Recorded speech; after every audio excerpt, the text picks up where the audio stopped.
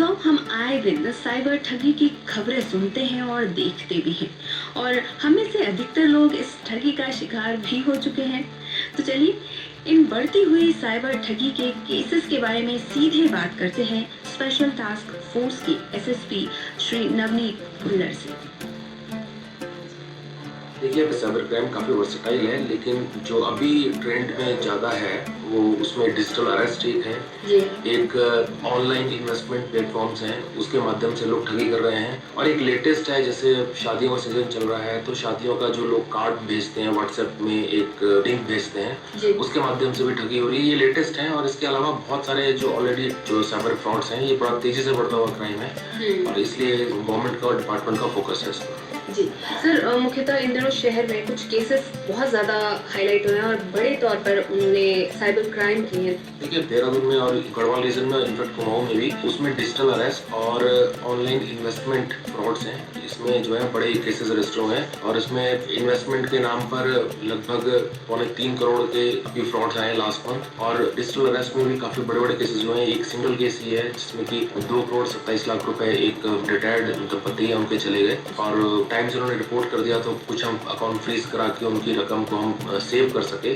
जी, digital arresting के बारे में जानना चाहेंगे कि किस तरह की ये फ्रॉड है। देखिए, डिजिटल अरेस्ट में कोई जो ठगी करने वाला व्यक्ति है वो अपने को किसी लॉ एनफोर्समेंट एजेंसी का अधिकारी बताता है, सीबीआई का, किसी पुलिस का, ईडी का, और वीडियो कॉल करते हैं लोग और बाकायदा यूनिफॉर्म पहन के बैठते हैं, और वो बोलते हैं कि किसी प्रकरण में आपका फोन नंबर इस्तेमाल हुआ है, आपका अकाउंट इस्तेमाल हुआ है, और आपको डिजिटली अरेस्ट किया जाता है। और इसमें फिर प्रेशर बनाकर फिर उससे एक रकम जो है अपने म्यूल अकाउंट जो है खातों में ट्रांसफर करवा लेते हैं। और इसमें मैं ये कहना चाहूंगा कि डिजिटल अरेस्ट जो है ये कानूनी प्रक्रिया में कोई प्रोविजन इसका है ही नहीं, और इसमें अगर कोई कहता है कि आपको डिजिटली अरेस्ट किया जाता है तो वो गलत है, ऐसा कोई प्रोविजन है ही नहीं बीएनएस में, बीएनएसएस में। जी, जो हमारे लगातार साइबर क्राइम्स जो बढ़ रहे हैं, क्या लगता है आपको, क्या कारण हो सकते हैं? देखिए, इसमें एक तो जो ट्रेडिशनल क्राइम्स होते थे, बॉडी ऑफेंसेस होते थे, जैसे लूट, डकैती, हत्या, काफी सारे क्रिमिनल्स जो हैं लेटली जो है साइबर क्राइम में शिफ्ट हो गए, और जो ट्रेडिशनल क्राइम्स थे उनके बनस्पत जो साइबर क्राइम है इनकी संख्या भी बहुत ज्यादा हो रही है। और इसकी एक मेन वजह जो है, टेक्नोलॉजी का डेवलपमेंट बहुत तेजी से हुआ, लेकिन मास अवेयरनेस, पब्लिक अवेयरनेस उतनी तेजी से नहीं हो पाई। इसलिए जो अभी cyber centre of excellence Uttarakhand में बन रहा है, उसका एक मेन उद्देश्य होगा कम्युनिटी अवेयरनेस, जिससे कि वो किसी ठगी के शिकार ना हो। जी बिल्कुल।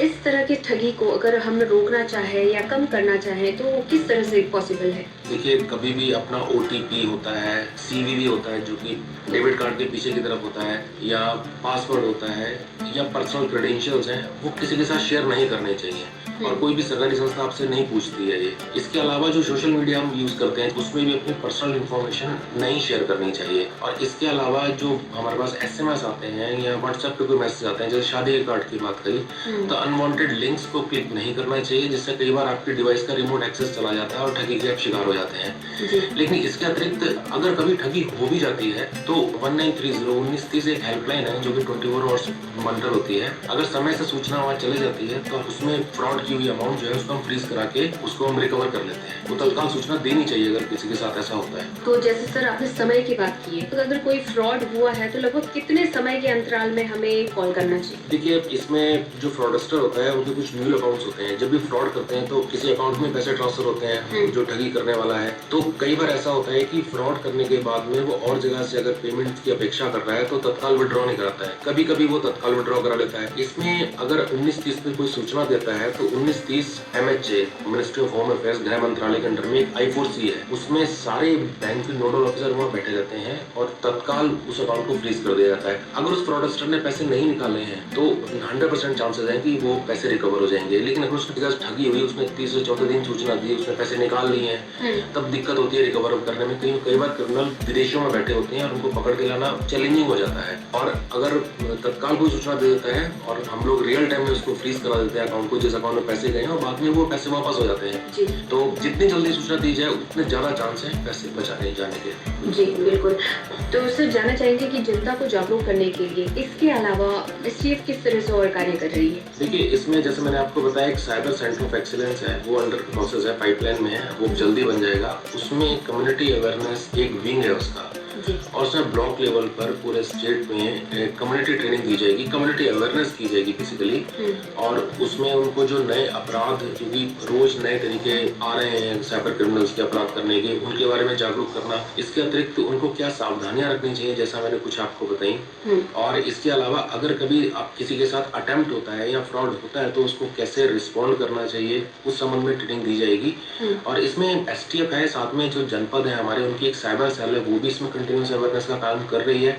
इवन जो बैंक्स हैं उनका भी अवेयरनेस का प्रोग्राम चल रहा है। और अल्टीमेट टूल जो है साइबर क्रिमिनल से फाइट करने का कम्युनिटी अवेयरनेस है, लोगों को जागरूक करना और उनको जागरूक होना बहुत ही आवश्यक है। जी, हमारे जितने भी श्रोता आपको सुन रहे हैं उन्हें क्या मैसेज देना चाहेंगे आप? चूंकि अब लगभग सब लोग किसी न किसी प्रकार से सोशल मीडिया से जुड़े हुए हैं, तो मेरा ये अनुरोध है कि अपनी पर्सनल इंफॉर्मेशन कभी भी सोशल मीडिया अकाउंट्स पे शेयर नहीं करनी चाहिए। और जो अननोन व्यक्ति हैं उनको कभी अपनी फ्रेंड लिस्ट में नहीं जोड़ना चाहिए। उसमें भी कई बार संभावना रहती है कि आप ठगी के शिकार हो सकते हैं। जी बिल्कुल। तो सर, इतनी महत्वपूर्ण जानकारी आपने साइबर क्राइम के बारे में हमारे साथ साझा की, इसके लिए आपको बहुत बहुत धन्यवाद। धन्यवाद।